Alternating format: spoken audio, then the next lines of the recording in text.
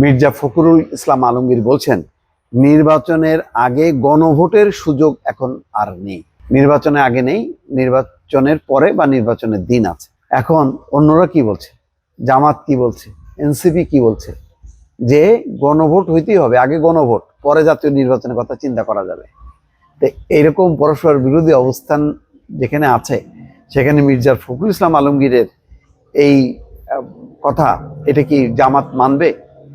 এটা হ্যাঁ, নির্বাচন কমিশন বলতে পারে যে এত বড় দুইটা নির্বাচন কাছাকাছি সময় সম্ভব না।